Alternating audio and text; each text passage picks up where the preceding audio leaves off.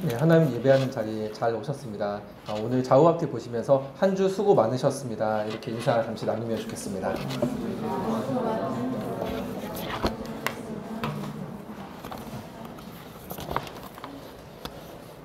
네, 계속되는 무더위 가운데에 한 주 살아내느라 수고 많으셨습니다. 오늘 우리에게 주신 말씀은요, 요한계시록 21장 1절에서 8절입니다. 요한계시록 21장 1절부터 8절까지의 말씀입니다.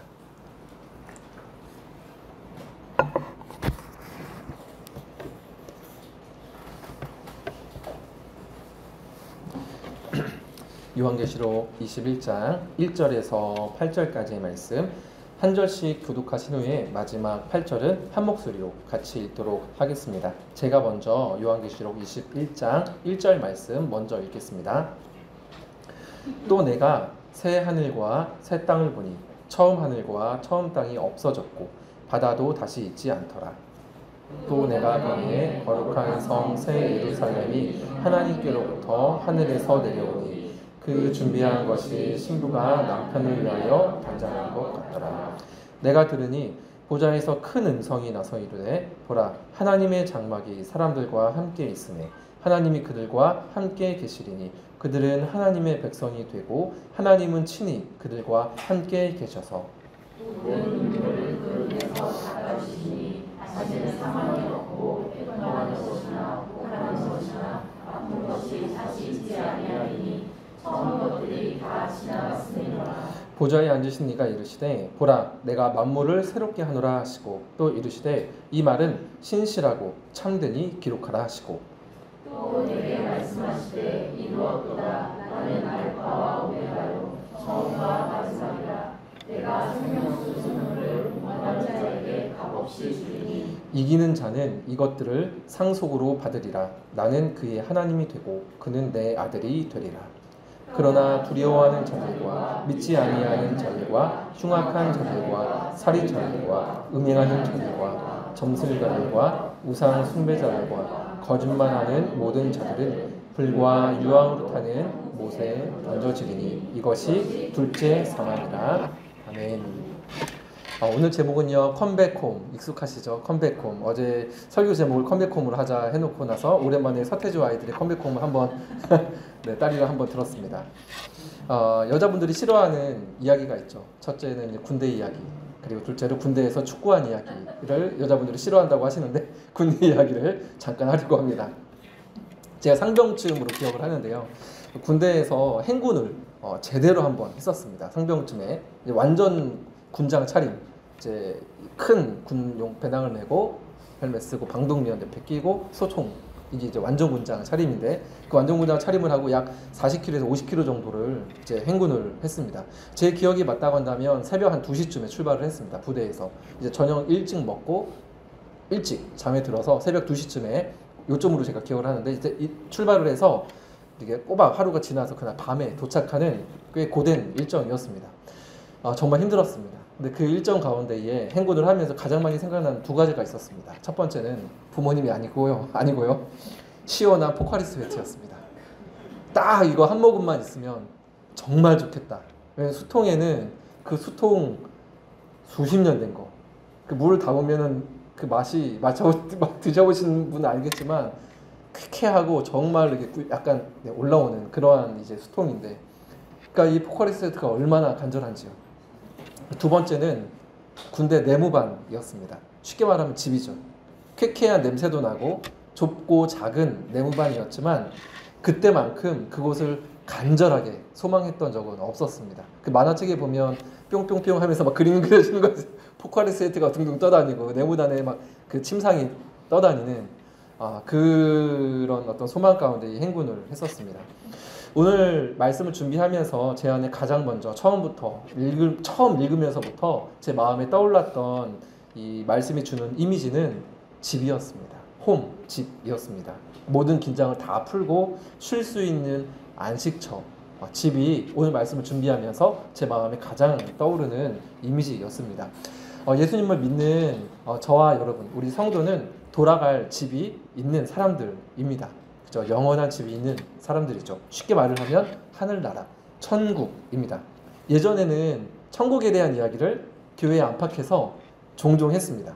천국에 가면 야 황금으로 다 돼 있대 막 이런 이야기들, 무슨 다이아몬드가 길거리에 막 채이고 돌멩이고 이런 이야기들을 했던 기억이 있습니다. 여러분 기억나시죠? 옛날에 그런 이야기를 많이 했고, 또 천국에 가면 서로 알아볼 수 있느냐, 알아볼 수 없느냐, 가면 모세 할아버지를 만날 수 있느냐, 거기서 이제 막 갑론을박을 했죠. 막 알아볼 수 있다 파와 알아볼 수 없다 파가 막 이제 논쟁을 했습니다. 초등학교가 학생이 알면 뭘 안다고 이제 막 논쟁을 어쨌든 막 했던 그런 기억들이 이제 있습니다. 그런데 그런 어떤 이야기들이 있었는데 시간이 조금씩 흐르면서 이제 한국 교회 안에 신학적인 어떤 반성이라고 해야 될까요? 그런 게 있었습니다. 뭐냐면 우리가 그저 죽어서만 가는 천국이 아니라 이 땅에서도 천국을 누릴 수 있어야 된다라는 그런 어떤 반성에 따라서 죽어서 맞이하게 되는 이 천국에 대한 이야기들이 비교적 많이 줄은 것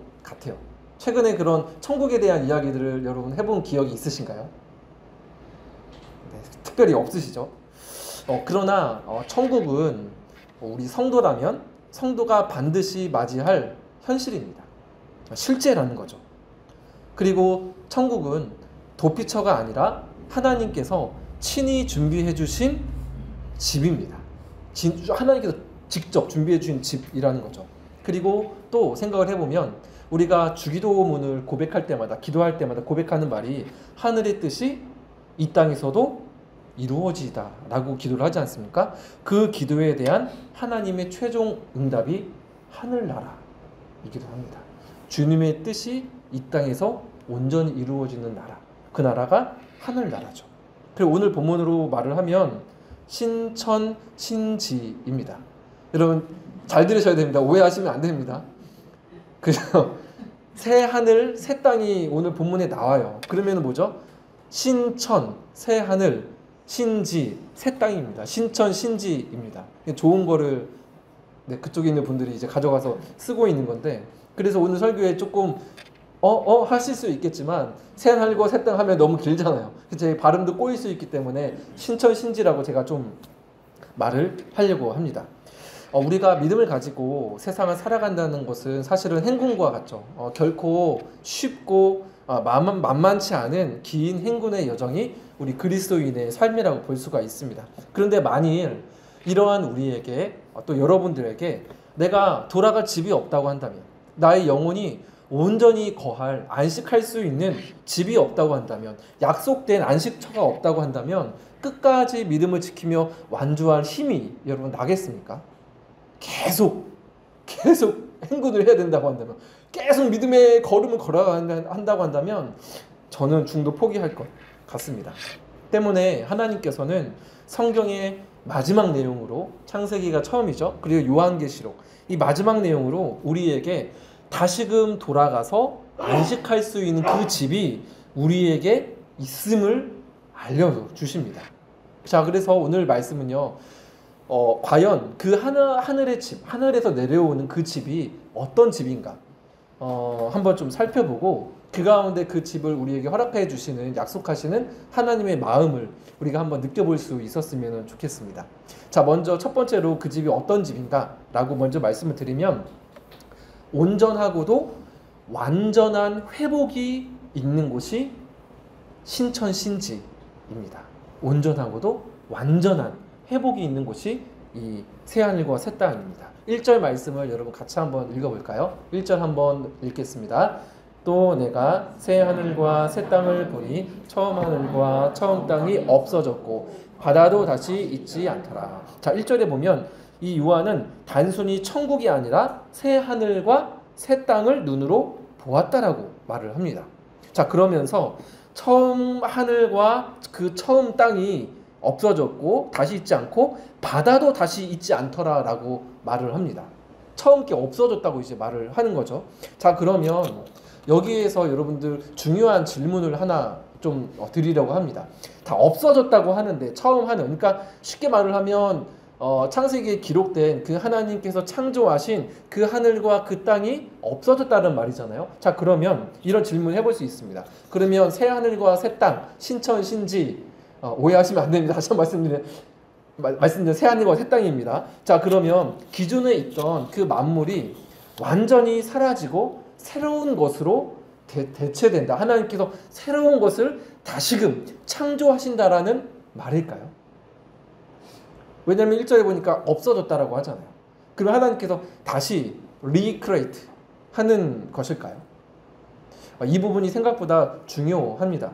1번 대지의 핵심이기도 한데요. 우리 기독교 종파 중에서 루터교라는 그러한 한 갈래가 있습니다. 지금도 이제 루터교가 이제 지역마다 많지는 않지만 이제 있는데요. 그 루터교에서는 이 부분에 대해서 어떻게 주장을 하냐면 만물 멸절설을 주장을 합니다. 말 그대로 그 새하늘과 새 땅이 그때에는 만물이 모두 다 사라진다. 완전히 파괴되고 멸절이 된다라고 주장을 하고요. 저희가 속한 이 개혁주의에서는 갱신을 말을 합니다.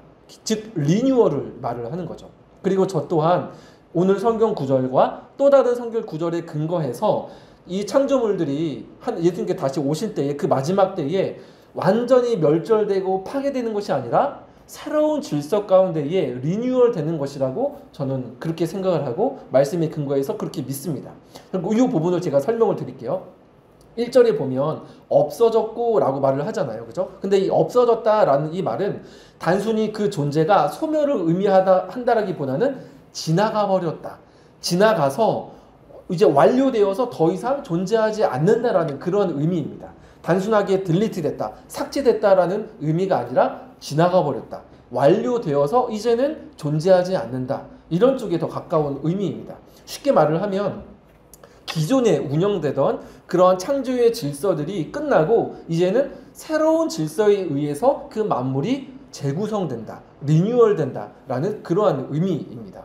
이거를 뒷받침해주는 구절들이 성경에 여러 군데가 있는데 로마서 8장 21절을 한번 볼게요. 제가 한번 읽어드릴게요.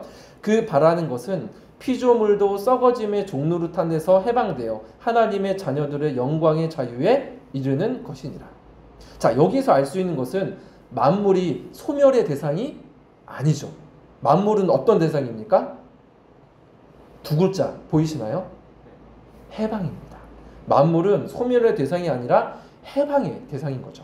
기존에 있던 죄와 사망, 불안정함들이 그치고 완전하고도 새로운 질서로의 변화인 겁니다. 그러니까 리뉴얼인 거죠. 기존에 있는 것들을 하나님께서 완전한 질서로 온전하고도 완벽한 그러한 새로운 회복으로의 그 변화를 말을 하는 겁니다. 자, 또 하나의 근거 구절이 있는데 베드로후서 3장 10절입니다. 자, 여기 10절과 11절을 두 절을 여러분들이 먼저 읽어주시면 감사하겠는데 같이 한번 좀 읽겠습니다. 그러나 주의 날이 물질이 뜨거운 불에 풀어지고 땅과 그 중에 있는 모든 일이 드러나리로다. 이 모든 것이 이렇게 풀어지리니 너희가 어떠한 사람이 되어야 마땅하냐. 거룩한 행실과 경건함으로. 네, 다음은 제가 읽겠습니다. 하나님의 날이 임하기를 바라보고 간절히 사모하라. 그날에 하늘이 불에 타서 풀어지고 물질이 뜨거운 불에 녹아지려니와 우리는 그의 약속대로 의가 있는 곳인 새 하늘과 새 땅을 바라보도다. 이 베드로서도 종말의 때를 이제 말씀을 하고 계시죠.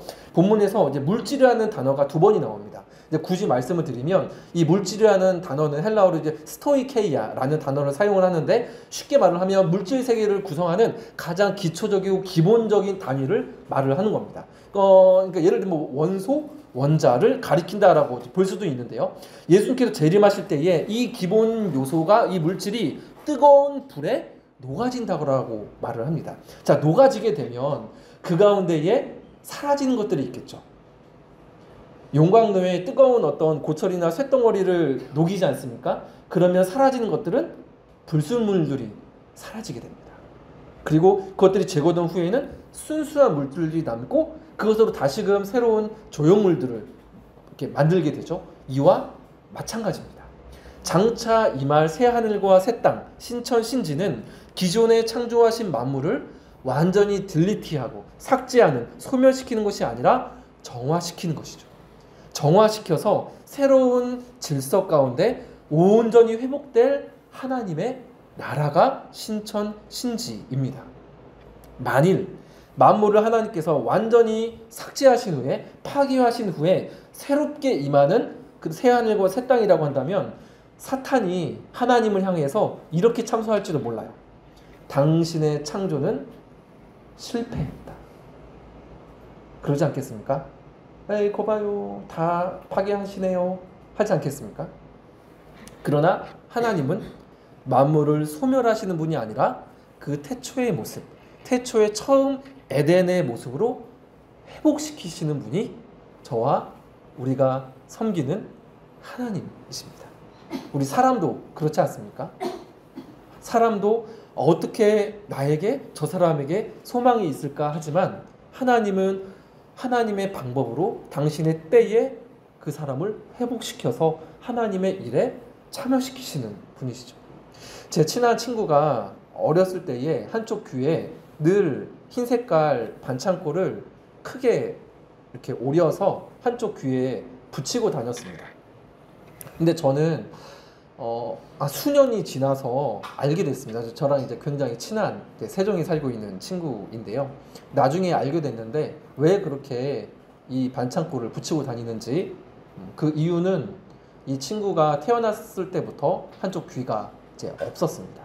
근데 저는 그거를 이제 몰랐던 거죠. 많이 아파? 이렇게 막 물어보고 했었는데 나중에는 친구가 이제 말을 해주더라고요. 그렇게 대화를 하다가 친구가 저한테 이 말을 해줬는데 그게 저에게는 되게 신선한 충격이었습니다. 그 친구가 뭐라고 하냐면, 상태야, 나중에 예수님이 다시 오시면 내 귀가 다시 생길 거야 라고 하더라고요. 그 말이 어린 저에게도 굉장히 그렇구나, 큰 충격으로 참 이렇게 들었던 그런 기억이 있습니다. 이 땅의 수많은 사람들 또한 하나님을 떠나서 죽음을 맞이할 수밖에 없는 존재가 되었지만 예수님을 통해서 새 사람으로 영생할 수 있는 길을 열어주셨죠. 우리가 잘 아는 말씀 있죠. 고린도후서 5장 17절입니다. 그런즉 누구든지 그리스도 안에 있으면 새로운 피조물이라. 이전 것은 지나갔으니 보라 새 것이 되었도다. 보십시오. 지금 저와 여러분은 예수를 주인과 구원자로 믿고 이 자리에 있습니다. 그죠? 새 사람이 되었습니다. 하나님이 우리를 파괴하지 않으시고 소멸시키지 않으시고 우리를 리뉴얼 하셨잖아요. 그죠? 새롭고 산 사람으로 길을 열어주셔서 하나님께로 나아갈 수 있는 새 사람으로 우리를 리크레이트 하셨습니다. 하나님은 우리를, 이 땅을, 만물을 소멸시키시는 분이 아니라 재창조하시고 회복시키시는 분이신 줄 믿습니다. 자, 그런데 1절 끝에 보면 바다도 다시 있지 않더라 라고 떼어서 또 특별하게 기록을 하죠. 이 또한 바다가 사라진다는 그런 의미가 아니라 성경에서 이 바다는 혼돈과 악의 근원을 상징을 합니다. 리워 야단이라고 여러분 한 번쯤 들어보셨죠? 이게 어떤 악의 악한 짐승을 상징하는 그런 단어가 이 리워 야단인데 어디에 나오는지 혹시 아시나요? 이 리워 야단이라는 단어가 두 군데 나옵니다. 욥기와 시편에 나옵니다. 시편에 나올지 모르셨죠? 근데 사실 저도 몰랐습니다. 찾으면서 설교 준비하면서 알게 됐는데 시편 104편 26절에 이건 PPT 없습니다. 제가 한번 읽어드릴게요. 그곳에는 배들이 다니며, 바다죠.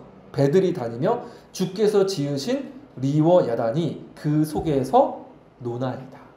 그리고 요한계시록에 등장하는 용이 이렇게 뭐라 해야 될까요? 용이 이렇게 부른 그 짐승, 악한 그 세력들이 올라오잖아요. 그죠? 이 땅으로 올라오는데 어디에서 올라오는지 기억나십니까? 바다에서 올라옵니다. 바다에서. 그래서 유대인들 같은 경우에는 바다, 그 암흑, 보이지 않는 그 두려움의 상징이 이 바다였었던 것이죠. 자, 그런데 오늘 말씀으로 다시 와서 새하늘과 새 땅의 신천 신지에는 이 바다가 없다라고 합니다. 그 말은 무엇이겠습니까? 이 땅에 있는 모든 악과 혼돈이 완전히 제거된 그러한 나라, 그래서 완전한 평화의 나라가 임한다라는 것이죠. 그곳이 바로 새하늘과 새 땅이라는 겁니다. 그래서 오늘 그 찬양 가운데에도 찬양 이제 콘티를 보면서 오늘 설교 본문을 정말 이렇게 보시고 나서 참 고민을 많이 하셨겠구나 라는 생각이 들었는데 오늘 찬양에도 보면 만국 백성이 와서 찬양을 한다라는 가사가 있었습니다. 완전한 평화의 나라. 그래서 계시록에 종종 등장하는 단어가 만국 그리고 강나라라는 단어입니다. 오늘날에 보면 이 땅은 미움과 갈등, 전쟁이 끊이지를 않죠. 사랑하는 부모를, 자식을 포탄 속에서 잃어버린 사람들의 절규를 영상으로도 보기가 너무 힘듭니다. 그래서 저도 한때는 이렇게 그런 막 이렇게 울부짖는 부모와 아이들의 그 뉴스를 이제 봤는데, 이제는 그렇게 그런 영상이 나올 것 같으면 넘겨버립니다. 너무 이제 마음이 아파서 보기가 힘이 듭니다. 그런데 하나님께서 허락하시는 그 새 하늘과 새 땅에는 이런 아픔의 원인이 되는 모든 악과 미움과 갈등들이 완벽하게 제거된, 완벽한 회복이 있는 곳이라는 것이죠. 그래서 옛날에 우리가 자주 불렀던 찬양, 지금도 이제 많이 부르는 찬양일 수도 있는데, 사막에 샘이 넘쳐 흐르리라, 이거 많이 부르시지 않습니까? 사막에 샘이 넘쳐 흐르리라, 사막에 꽃이 피어 향내 내리라, 주님이 다스릴 그 나라가 되면은 사막이 꽃동산되리. 그 다음에 나오는 가사가 사자들이 어린 양과 뛰놀고 어린이도 같이 뒹구는, 그죠? 죽임과 사망과 죄와 악과 미움과 그런 것들이 없는 완전한 그 평화의 나라가 오리라. 그래서 이제 속히 오리라, 이것이 우리 성도의 고백들이었던 거죠. 자, 그런데 여러분, 새 하늘과 새 땅이 단지 이러한 만물의 회복만을 의미하는 것일까요? 첫 번째 단락은 제가 다 이제 좀 말씀을 전해드렸습니다. 그런데 만물의 회복만을 의미하는 것이 아닙니다. 만물의 회복을 가능케 하는 본질적인 변화가 하나가 있는데요. 그것이 무엇이냐면, 오늘은 세 번째 단락까지 있거든요. 근데 사실은 신천신지를 특징인 두 번째는 이 두 번째로 이제 마무리가 되는데요. 바로 하나님의 임재입니다.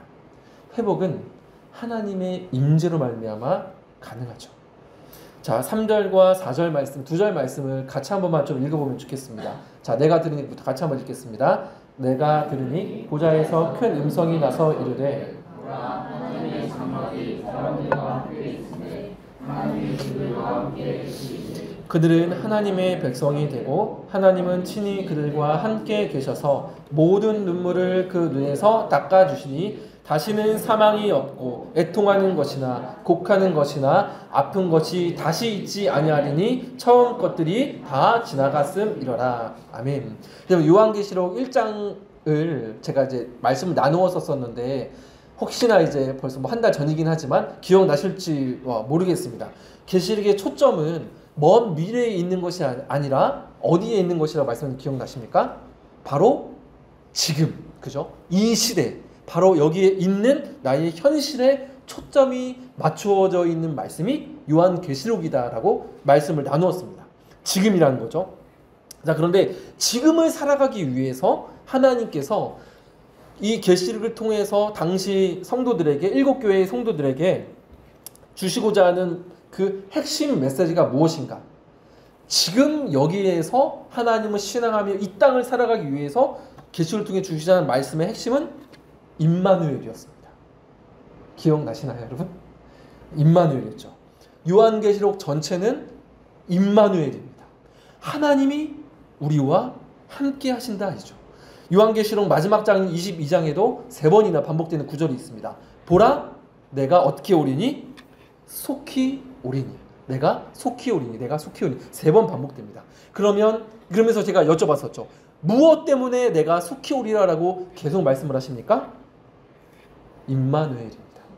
내가 너와 함께 하겠다라는 그 마음이 하나님의 마음이었기 때문에 요한계시록 처음부터 마지막까지 하나님께서 속히 오리라를 우리에게 말씀을 하고 계시는 거죠. 여러분, 우리는 예수님을 믿고 그래 하나님의 자녀가 되므로 성령 하나님 우리 안에 내주하시고 하나님과 동행하시게 되었습니다. 그리고 우리는 하나님의 임재를 경험할 수 있게 되었죠. 그러나 우리는 아직 이 땅 가운데에 두 발을 딛고 있기 때문에 그 하나님의 임재를 인지하고 경험함에 있어서 한계가 사실은 있습니다. 언제든지 우리가 예수님을 부를 수 있지만 우리가 삶이 고단하고 바빠서 하나님이 나와 함께 하신다는 그 임재를 잊고 살 때가 너무나도 많이 있죠. 또 죄 가운데에 눈이 어두워져서 그 하나님이 내 안에 계심을, 내가 하나님 안에 있음을 우리가 인지하지 못한 경우가 많이 있습니다. 실제로 함께 하시지만 그것을 우리가 인지를 잘 못한다는 것이죠. 그래서 우리에게 슬픔과 낙심이 종종 찾아오는 이유이기도 합니다. 그러나 신천신지에는 하나님의 임재를 뜻하는 장막이 백성들과 함께하는 곳입니다. 하나님의 장막이 우리 가운데로 내려온다라는 것입니다. 그래서 이때에는 우리가 뭔가 이렇게 내가 생각하고 찬양을 해야지만 하나님의 임재를 인지할 수 있고 경험할 수 있는 것이 아니라 내가 언제나 어디서나 항상 인지할 수 있는, 확실히 그것도 영원히 인식할 수 있는 충만한 그 하나님의 살아계심, 나와 동행하심을 느낄 수 있는 그곳이 바로 이 새하늘과 새 땅의 가장 큰 특징이라는 것입니다. 재미있는 것은 이 임재를 경험하러 우리가 하늘로 올라가는 게 아니라는 것이죠. 예수님께서 이 땅에 오셨던 것처럼 하나님이 다시 한번 이 땅에 내려오십니다. 자, 2절을 여러분 눈으로 한번 볼까요? 제가 잠깐 읽어드리겠습니다. 또 내가 봄에 거룩한 성 새 예루살렘이 하나님께로부터 어디에서 내려옵니까? 하늘에서 내려오니. 하늘에서 내려오는 겁니다. 우리가 하늘로 올라가는 것이 아니라 하나님께서 친히 준비하신 새 하늘과 새 땅이 이곳으로 내려오는 것이죠. 그리고 그렇게 내려오는 그것을 준비하는 것이 신부가 남편을 위하여 단장하는 것 같더라라고 말씀을 하십니다. 우리를 위해 거할 집이 하늘에서 우리를 하여금 내려와 주신다는 것이죠. 더 이상 눈에 보이는 성전이 필요가 없는 곳이 신천신지입니다. 성전은 제사를 드리는 곳이죠. 근데 이제는 그것이 필요가 없는 곳이 됐습니다. 자, 22절을 한번 보여주시겠어요? 성 안에서 내가 성전을 보지 못하였으니 이는 주 하나님 곧 전능하신 이와 및 어린 양이 그 성전이십니다. 어린 양이 성전이시라. 그 새 하늘과 새 땅이 내려오신다는 것은 곧 하나님이 내려오신다는 것이죠. 새 하늘과 새 땅, 그 가운데 하나님의 온전한 임재가 있는 곳이죠. 자, 그럼 여기서 질문 하나 던져볼 수 있습니다. 하나님의 온전한 그 임재, 우리와 함께 하심이 하늘로부터 우리에게 내려오시면 하나님을 신앙하는 우리에게는 어떤 일들이 일어나겠습니까? 하나님의 임재가 있다면 우리가 때로는 기도 가운데, 예배 가운데에 정말 하나님의 임재 가운데에 우리가 내가 정말 임재가 느껴질 때가 있지 않습니까? 그때 여러분의 심령에 일어나는 일들이 분명 있을 겁니다. 경험하신 적이 있을 겁니다. 자, 그러면 정말 그 하늘에서 정말로 언제나 어디서나 분명하게 인지할 수 있는 그 하나님의 임재를 경험할 수 있는 그 임재가 내려와서 모든 주의 백성들 가운데에 임한다면, 하나님의 장막이, 하나님의 텐트가 당신의 백성들을 다 덮으신다면 우리에게 어떤 일이 일어날까요? 4절입니다. 4절 말씀처럼 다시는 사망이 없고 애통하는 것이나 곡하는 것이 없고 아픈 것이 다시 있지 아니하리니 이는 처음 것들이 다 지나갔습니다. 하나님의 임재 가운데에서 우리의 모든 아픔들과 죽음과 사망이 힘을 잃고 위로를 받게 됩니다. 이는 이사야 선지자를 통해서도 예언했던 말씀입니다. 25장 8절 같이 한 번만 읽어볼까요? 시작. 사망을 영원히 멸하실 것이라.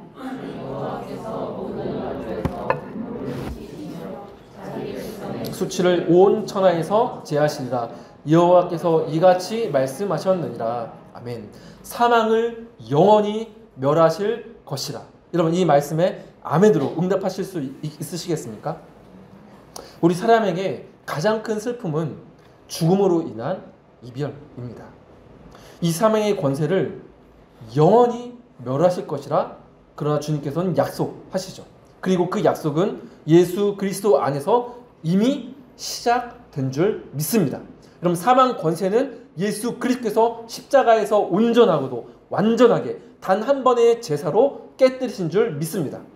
저는 제가 지금까지 사역을 감당하면서 가장 큰 슬픔으로 남았던 일이 하나 있습니다. 초등학교도 아직 입학하지 못한 아이가 먼저 주님 품에 안겼던 일입니다. 그 모든 과정들, 그리고 이 땅을 떠나는 모습을 제가 바로 옆에서 지켜보았기 때문에 잊을 수가 없습니다. 병원의 병실이었고요. 곧 깨어날 것만 같은 그 자녀를 가슴에 품은 채 물끄러미 바라보고 있는 그 어머니의 시선, 그리고 그 병상 뒤쪽으로는 창문으로 이제 해가 막 떠올라서 그 노란 빛이 병실을 가득 채웠던 그 광경을 저는 잊을 수가 없습니다. 목회자인들 한낱 사람으로서 그 어머니에게 어떤 말을 제가 할 수 있었겠습니까? 아무 말도 하지 못했습니다. 인간의 한계이죠. 하지만 여러분, 그날이 속히 옵니다. 하나님께서 모든 눈물을 닦아주시며 새 하늘과 새 땅에서 영원히 얼굴을 마주할 그 날이 속히 옵니다. 그 날은 피난처가 아닙니다. 현실이고 성도가 마주할 실제입니다. 그 날은 속히 옵니다. 고린도전서 15장 26절입니다. 맨 나중에 멸망받을 원수는 사망이니라. 사망은 예수 그리스도 안에서 힘을 잃었습니다. 사망이 완전히 정복당하고 모든 이별의 아픔이 영원한 만남의 기쁨으로 바뀔 온전한 그날을 우리는 머지않아 곧 마주하게 될 것입니다. 그러므로 주 안에서 사랑하는 여러분, 이 부분을, 이 새하늘과 새 땅, 그리고 그 시작이 되신 예수 그리스도를 증언합시다. 이것이 오늘 설교의 적용이고 마지막 단락입니다. 하나님이 우리와 함께 하시고 모든 고통을 끝내실 그 새하늘과 새 땅은 하늘로부터 분명하게, 확실하게 임하실 것입니다. 그러하기에 우리에게 주어진, 저에게 또한 성도 여러분들에게 주어진 분명한 사명이자 우리 성도의 힘이 있는데, 그것은 예수님으로부터 시작된 신천신지 새하늘과 새 땅의 소망을 증언하는 것입니다. 계시록에 종종 나오는 특징 중 하나는 예수님을 증언하는 찬양입니다. 그래서 많은 학자들은 이 요한계시록을 예배의 서신이다라고 말을 합니다. 하나님을 증언하는, 찬양하는, 증거하는 이 부분들이 곳곳에 여러분 나옵니다. 증거하는 거죠. 증언하는 것이죠. 여러분, 제가 아까 서두에 행군 이야기를 잠깐 드리지 않았습니까? 근데 그 행군 이제 거의 다 왔을 때 그 이제 춘천 7사단 사방거리, 아주 명화가 기울하죠. 이 사방거리에서 이제 걸어서 몇 킬로만 가면 이제 군부대가 나오거든요. 그때쯤에 이르렀을 때에 제가 했던 행동이 하나가 있습니다. 어떤 행동이었냐면 외침이었는데 바로 이 외침이었습니다. 본부중대 화이팅! 네, 이렇게 제가 외쳤습니다. 그러면 부대원들이 화이팅! 그러면서 이제 따라서 외쳤었거든요. 사실은 다른 부대원들에게 힘을 북돋아 주려고 제가 외쳤던 게 아니라 제가 힘을 얻으려고 했던, 너무 힘드니까 라고 할까봐 끝까지 가자라고 외쳤던 행동입니다.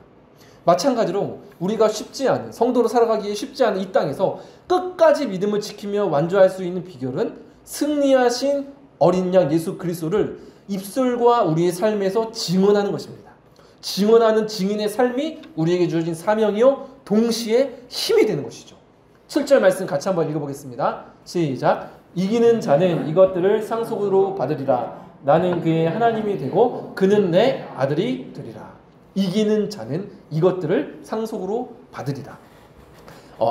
이 앞절에 보면 그 생물이 주어지리라, 그 생명수, 그리고 새 하늘과 새 땅, 이것을 상속으로 받으리라라고 이기는 자가 이렇게 말씀을 하시는데요. 자, 여러분, 이기는 자는 무엇을 뜻하겠습니까? 우리가 나의 실력으로, 나의 힘으로 이기는 것이겠습니까? 내가 믿음이 좋아서 내가 이 땅을 마지막까지 여러분 승리할 수 있겠습니까? 그것이 아니죠. 죽임당한 어린 양, 그러나 결국 승리하신 예수님이 이기신 것입니다.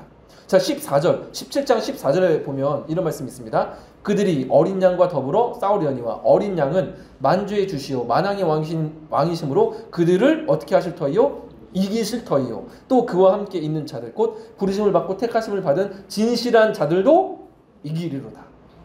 그러니 이기는 자란 두 가지로 정리하면 죽임당한 예수님께서 최종 승리자가 되심을 우리의 말과 삶으로 공개 증언하며 살아가는 것, 이것이 첫 번째 의미요. 두 번째는 이 땅에 있는 세속적인 가치관들, 요한계시로 따지면 바벨론이죠. 바벨론의 그 세속적인 가치관들에 대하여서 우리의 말과 삶으로 대항하는, 특별하게 비폭력의 저항을 뜻합니다. 사실은 이 부분이 제 안에서는 잘 소화가 안 돼서 지금까지 요한계시록 설교에서는 비폭력이란 말을 제가 굳이 하지를 않았습니다. 근데 사실은 생각하면 생각할수록 그게 성경적으로는 맞습니다. 왜냐하면 어린 양은 죽임당한 어린 양이시기 때문에 그렇습니다. 그래서 우리가 세속적인 가치관들에 대해서 그들과 똑같이 총과 칼로, 물론 상황에 따라서 그것이 우리에게 필요할 때도 있지만 기본적으로 예수 그리스도께서 이 땅을 살아가셨던 방법은 비폭력의 저항이었던 것이죠. 그래서 그러한 삶 가운데에 그런 바벨론 세속적 가치관에 대항해서 비폭력으로 저항하는, 우리의 입술과 우리의 삶으로 저항하는 증인의 삶, 이것이 요한계시로 말을 하는 충성된 증인의 삶입니다. 그 증인의 삶을 살아가노라면 믿음의 조상들처럼 크고 작은 고난을 반드시 겪게 되겠지만 성도는 우리는 마침내 쉴 수 있는 그 집, 새하늘과 새 땅을 소망하는 가운데에 믿음의 행군을 끝까지 지속할 수 있다는 것이죠. 때문에 성도와 교회의 가장 기본적인 본질적인 사명이 바로 이 증언하는 입술, 증언하는 삶입니다. 오늘 말씀을 정리하려고 합니다. 우리는 성도로서의 신분으로 채비를 하고 행군을 사실 하고 있는 것과 마찬가지입니다. 정말 행군이라는 이 이야기 비유가 정말 요한계시록과 정말 너무 잘 맞아떨어진다. 그래서 참 생각나게 해주셔서 참 너무나도 감사했는데요. 행군을 하면 사실 발가락에 물질이 잡혀서 피가 나기도 하고 진물이 나서 쓰라리기도 하죠. 살면서 내가 성도로 살아가는 것 때문에 이런 아픔 가운데에 계시는 분들이 계실지도 모르겠습니다. 또 비바람과 어둠이 마음을 두렵게 해서 앞으로 한 발자국 나아가지 못하는 분도 계실지도 모르겠습니다. 지쳐서 다시금 일어나서 한 발자국 나갈 힘이 없으신 가운데 있을 수도 있습니다. 그러나 주 안에서 살아가는 성도 여러분, 이 한 가지를 기억합시다. 저와 여러분에게는 하나님께서 준비하신 영원하고도 완전한 회복이 있는, 쉼이 있는 그 집이 우리에게 준비되어 있습니다. 우리는 그곳에서 모든 아픔과 모든 긴장들을 다 내려놓고 온전하고도 영원한 쉼을 누릴 수 있습니다. 이것은 그냥 추상적인 것이 아니라 실제입니다. 우리가 다가올 현실이라는 것이죠. 낙심될 때마다, 두려울 때마다 예수는 그리스도이심을 우리의 입술로, 삶으로 증언합시다. 때로는 성경의 가치관과 반대되는 가치관들이 있다면 때로는 우리가 지혜가 있어야 되겠지만 때로는 말로, 때로는 우리의 현실로 그러한 세속적인 가치관들에 대해서 저항할 수 있어야 합니다. 그리스도 안에 소망과 회복이 있음을 마지막까지 선포하며 살아가는 저와 여러분이 되기를 간절히 소망합니다. 우리의 모든 일생 가운데 성부, 성자, 성령 하나님의 위로와 동행하심이 우리의 마지막 그 행군의 마지막 그 시까지 분명 따를 것입니다. 오늘 설교 제목 컴백홈이죠. 저희가 큰 이변이 없는 한, 저의 신변에 큰 이변이 없는 한 다음 주에 저와 여러분들 얼굴을 마주하겠죠. 그러나 여러분, 하나님의 집에서 다시 얼굴 봅시다. 현실이기 때문에 저는 그 나라에 내가 키우던 동물도 있을 거라 생각을 합니다. 멸절이 아니니까요. 물론 이거는 신학자마다 해석이 분분하기는 하지만 하나님은 회복시키시고 온전케 하시는 분이기 때문에 내 사랑하는 대상을, 사랑하는 가족들을 그 나라에서 마주하게 하실 것입니다. 이것을 증거하는 것이 저에게 또한 여러분에게, 교회에게 주신 가장 중요한 사명인 줄 믿습니다. 오늘 찬양하면서 기도의 자리로 나가도록 하겠습니다.